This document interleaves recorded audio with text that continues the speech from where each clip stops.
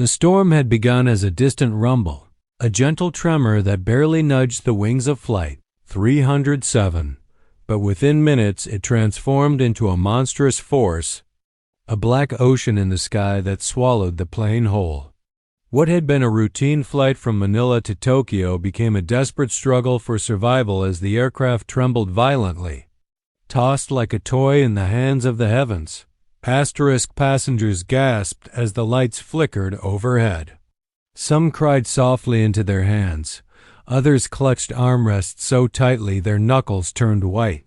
Children whimpered, and adults tried unsuccessfully to hide fear behind calm faces.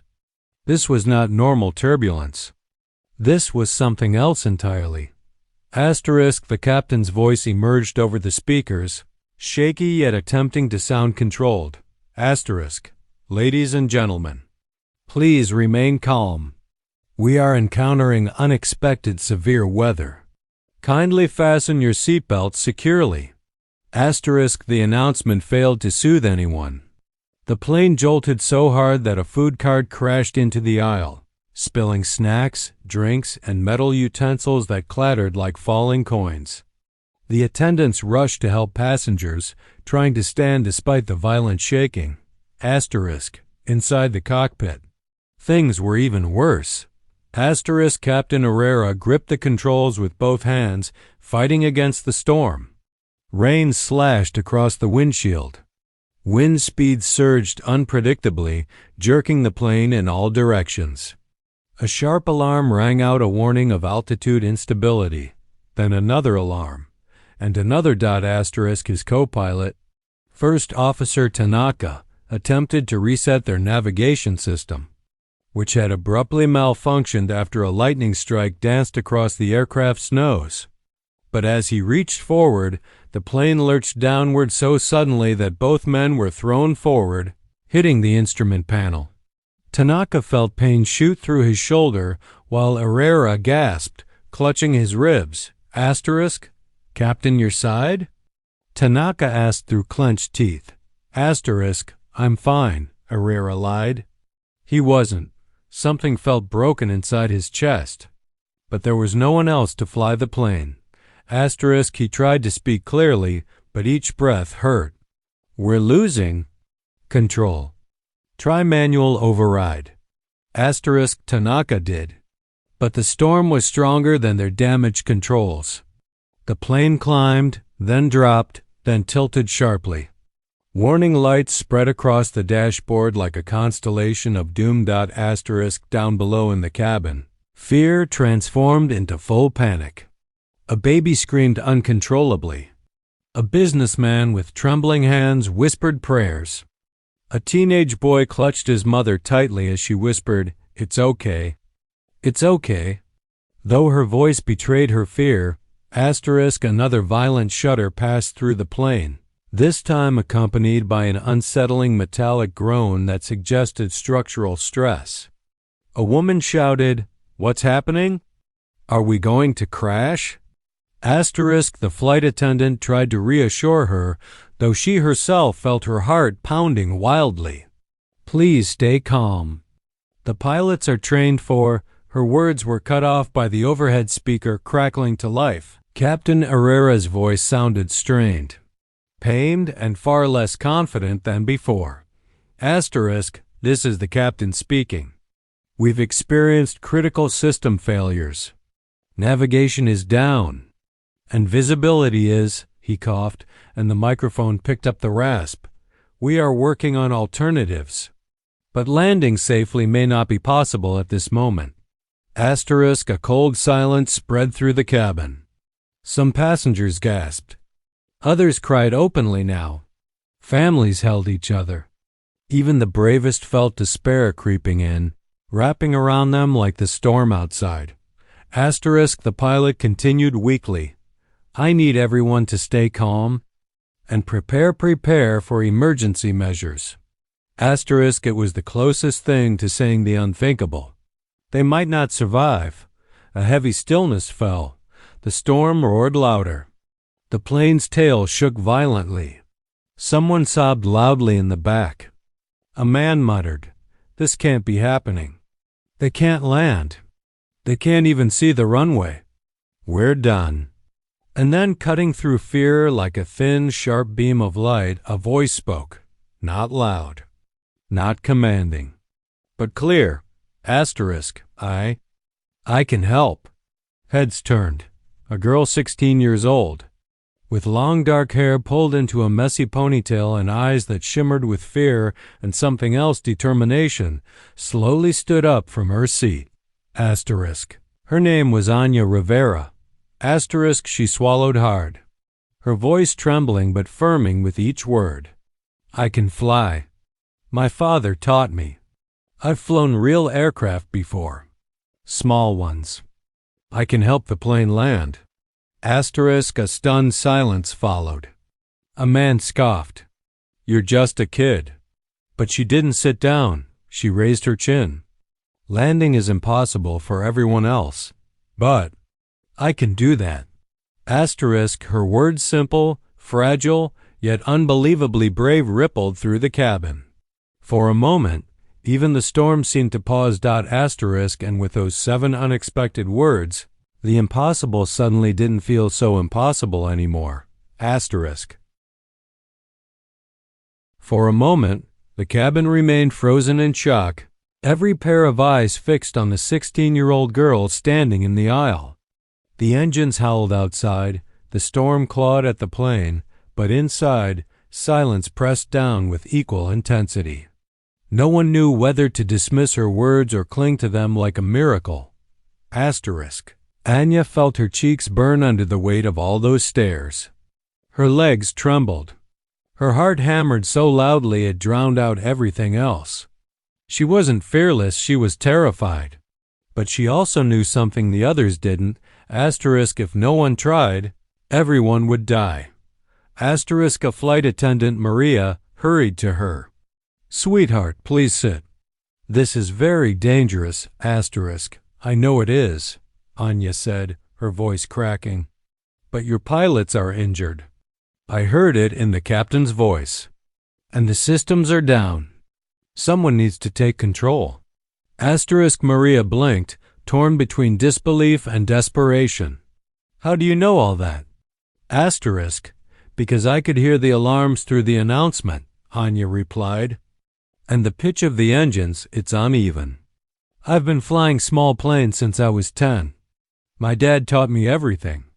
I've handled emergency landings in simulators, real ones." She swallowed. "Please.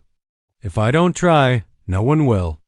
Asterisk, a man seated nearby muttered, "This is insane. She's a child. We're putting our lives in the hands of a teenager?" Asterisk, an older woman across the aisle, spoke softly. "Do you have a better option?" That silenced him. Maria hesitated, torn between protocol and the horrifying reality that protocol was useless now. Another sharp drop of the plane made several passengers scream. Coffee cups flew off trays. Someone yelled from the back, "Just let her try. We're going to crash anyway." Asterisk, Aanya straightened her shoulders. Her fear hadn't vanished, she'd simply chosen to walk through it. "I don't want to fly this plane," she admitted softly. "But I can." Maria locked eyes with her for 2 long seconds. Then she nodded. Asterisk, "This way." Asterisk, as the attendant guided Aanya toward the cockpit. Whispers spread through the cabin, fearful, hopeful, confused. Asterisk, "Is she serious?" Asterisk, "Can she actually do it?" Asterisk, "God help us." Asterisk, Aanya barely heard them. Her pulse thudded in her ears. Her father's voice echoed in her memory, steady and calm. Asterisk, "Flying is 10% skill, 40% focus, and 50% believing you won't panic. Stay calm, little bird." She breathed slowly. "Think like Dad. Think like a pilot." The cockpit door opened, and the scene inside shocked her. The panel glowed with red warnings, blinking like angry eyes. The wind shook the plane violently, and the 2 pilots looked pale, exhausted, and in pain. First Officer Tanaka had his left arm pressed against his body, clearly injured. Captain Herrera's forehead was bleeding, and each breath looked unbearable. Herrera looked up with blurry eyes. "Who is this?" Maria answered. "Someone who wants to help. She says she can fly." Tanaka let out a weak, incredulous laugh. "You brought us a student?" Anya stepped forward. "Sir, I've flown real planes before. Cessnas, Aerobats. I can read these instruments. I know how to use manual controls." The pilot stared at her, caught between disbelief and the crushing truth of their situation. Another jolt shook the cockpit, and Herrera winced sharply. "Clutching his ribs. Captain," Tanaka said softly. "We might not make it another 20 minutes." Herrera knew that. He had known it since the moment the navigation system failed. His trembling hand hovered over the controls but had no strength to hold them steady. He looked at the girl, just 16, thin, scared, but somehow steady. Her eyes didn't show recklessness. They showed a strange, youthful certainty, the kind that comes only from knowing nothing else is left. "What's your name?" he asked. "Aanya Rivera." "Rivera," he whispered. "You said you've flown?" "Hundreds of hours," she said truthfully. "With my father." "And you think you can land a Boeing in a storm like this?" "No," Anya said honestly. "But I think I'm the only one who can try." Something in her tone, her clarity, her sincerity made Herrera exhale a long, shaky breath. He could no longer deny reality. He physically couldn't fly. Tanaka could barely use one arm. And this girl might be their only chance. He nodded slowly. "Sit." Anya climbed into the pilot's seat, adrenaline surging through her blood like fire. Her hands hovered over the controls, massive, intimidating, far more complex than the small aircraft she knew. But she swallowed her fear.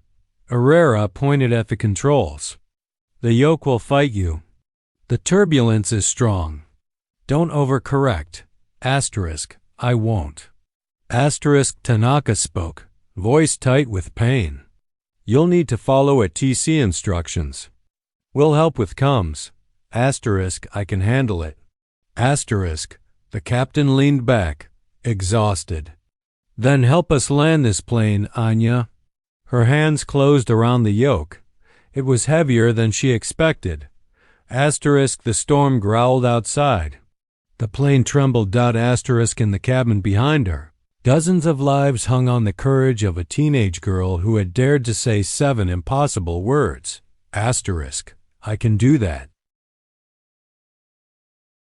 The moment Anya wrapped her hands around the yoke, the cockpit seemed to shrink around her. The controls felt heavier, colder, more powerful than anything she had ever touched. A 60-ton machine was nothing like the tiny training aircraft she grew up flying. This plane pulsed with energy, shivered with turbulence, and responded sluggishly under the weight of the storm. Still. She held on. Her breath quickened as she scanned the endless warning lights flashing across the instrument panel. Altitude fluctuations. Autopilot failure. Cabin pressure warnings.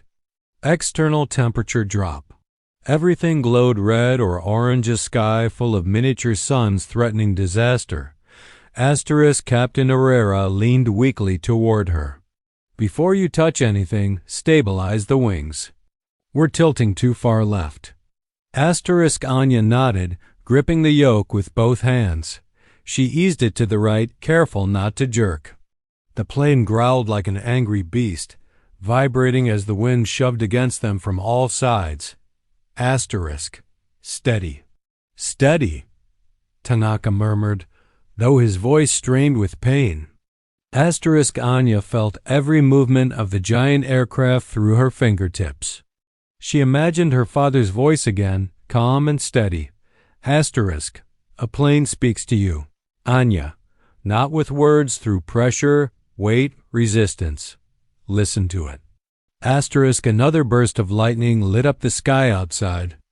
A jagged flash illuminated the massive storm clouds swirling like dark mountains. Rain hammered the window so hard it seemed like bullets, but her grip tightened. "Wings are level," she said calmly. Rivera let out a shaky breath. "Good. Good. You're doing well." The praise steadied something deep inside her. The fear didn't vanish, but it arranged itself into order like puzzle pieces falling into place. Tanaka switched on the radio.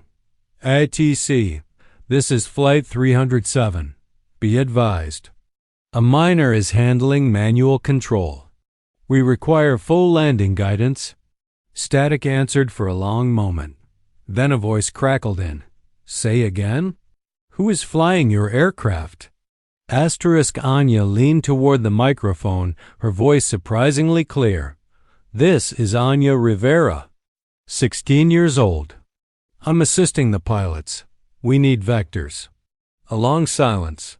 Then, "Aanya, we're with you. You'll follow our instructions step by step." The plane jolted violently again, knocking Tanaka back in his seat with a grunt. Aanya held the yoke hard. The left wing dipped suddenly, and alarm screamed. She countered immediately, pushing right, adjusting the throttle slightly with her trembling fingers. For a terrifying moment, the plane hovered between obedience and rebellion, then it corrected, leveling again. Rivera blinked at her. "You reacted faster than most trained cadets." She exhaled shakily. "My dad made me practice that exact scenario for hours." The captain managed a faint smile. "Remind me to shake his hand when we land." "If we land," she almost said. But she bit her tongue. Far behind them, the passengers felt every shift, every drop, every tilt. But they also felt something new, the faintest sense of control, the tiniest spark of hope. Word had spread a girl was flying them. A 16-year-old girl? Some clung to disbelief. Others clung to miracles. Aanya tuned out everything but the instruments and the storm. She adjusted the trim, reduced throttle during a steep wind gust, and focused on keeping the nose level as the storm tried to toss them sideways. ATC's voice guided her. "Flight 307, your heading is drifting. Correct by 15 degrees north." She complied, slowly, deliberately. Sweat formed on her palms as she felt the yoke tremble under her hands. The plane bucked again like a wild animal. How could anyone fly something so massive through something so violent? Her stomach twisted with fear, but she didn't let go. Tanaka wiped blood from his temple, watching her in a mix of awe and disbelief. "She's actually doing it," he whispered. Rivera nodded slowly. "She's keeping us alive." The storm outside roared louder, and thunder cracked like splitting stone. A huge gust slammed them, throwing the plane downward. The cabin erupted in screams. Luggage compartments rattled. A beverage bottle flew past the cockpit door like a missile. Aanya pulled the yoke back, teeth gritted, arms shaking. The aircraft's nose lifted slow at first, then rising, stabilizing. "Good," the captain whispered. "Good, Aanya. You've got control." Her heart was pounding so hard she thought it might burst through her ribs. Her muscles burned. Her arms ached. But she didn't loosen her grip. "We're losing altitude too quickly," Tanaka warned. "We're below the safe glide path." Anya's fingers danced over the throttle. "I'm increasing power." The engines roared louder, fighting the winds that hurled themselves against the fuselage. Gradually, the altitude indicator steadied. Aanya swallowed. "We need a break in the storm." "Any break," ATC responded. "We're tracking radar. There's a temporary gap 2 kilometers ahead. If you maintain your heading, you may reach it." Rivera whispered, Anya, this might be your chance. Push through. Her heart tightened with fear, but she nodded. The turbulence grew worse as they neared the storm's edge. The plane twisted, shook, and groaned. But Anya kept fighting it, refusing to let the nose drop, refusing to let fear win.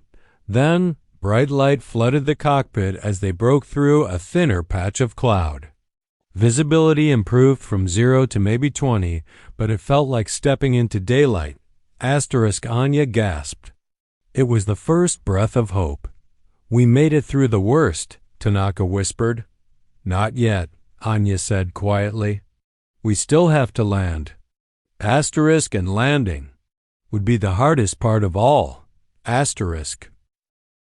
The brief window of clearer sky felt like a gift from the universe, but the real challenge still lay ahead. Landing a giant aircraft was difficult even for trained pilots. Doing it in a damaged plane, amid hurricane-force winds, with limited visibility, while being 16 years old was almost unthinkable. Almost.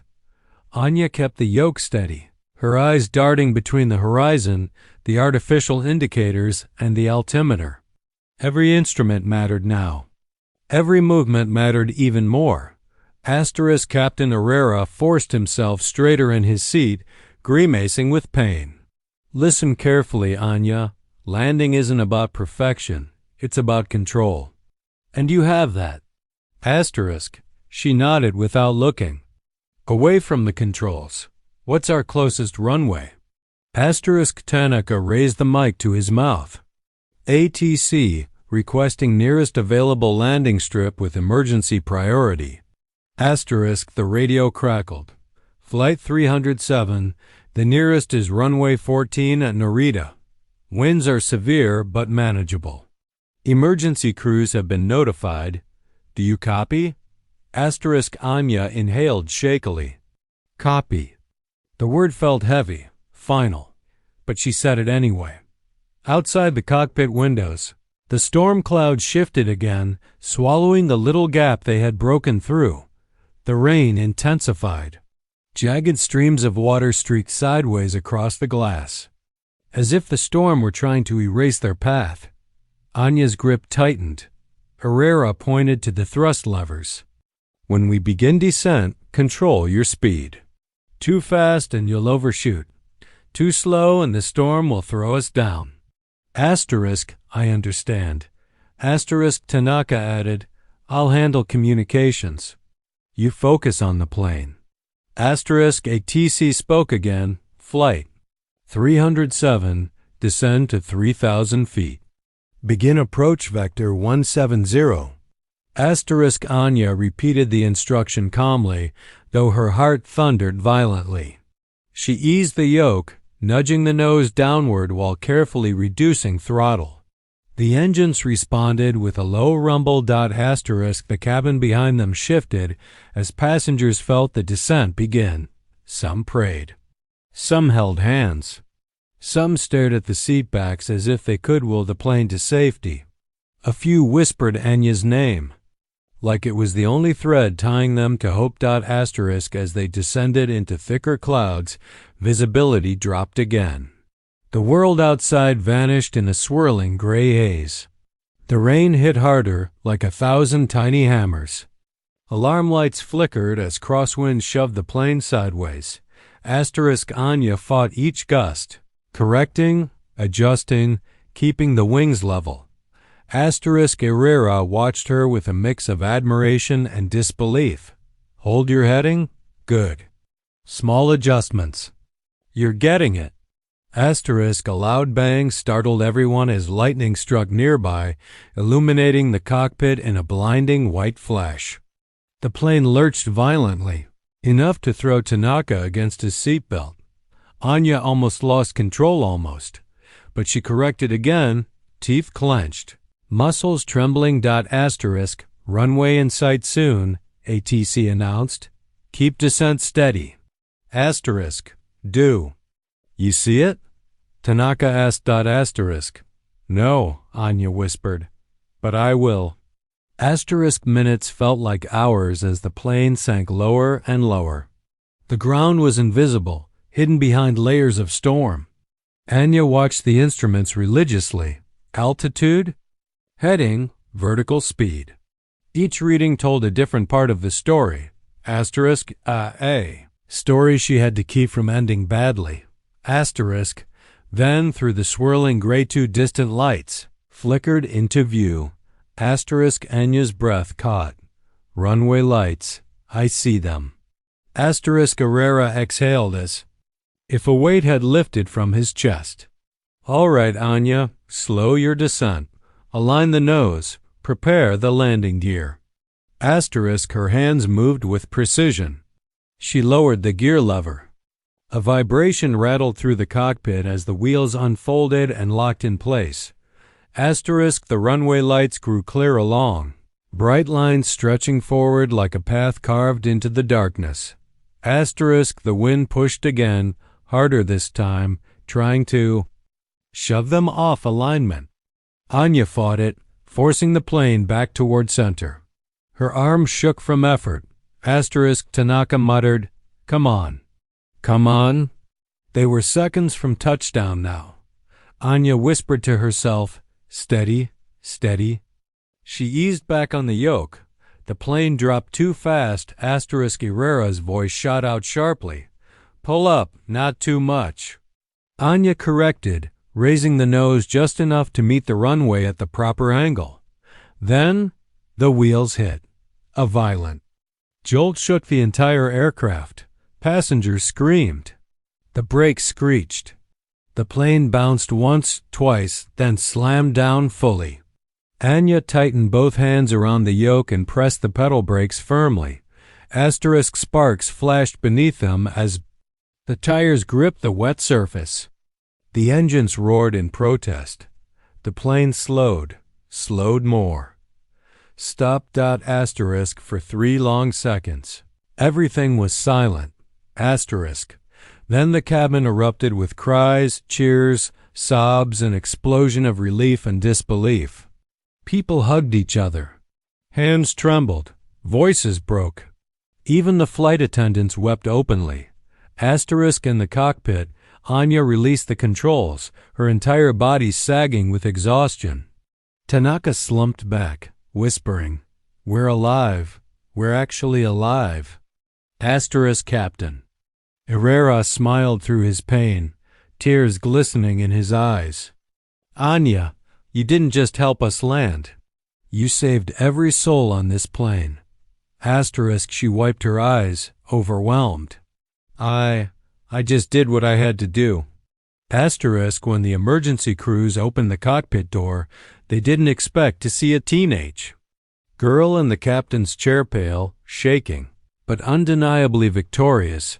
Asterisk, reporters later asked her, "Where did you find the courage to do it?" Anya simply answered, "I didn't wait for someone older to say they could. I just said, I can do that." And in that moment, she proved that even the impossible will bow to bravery.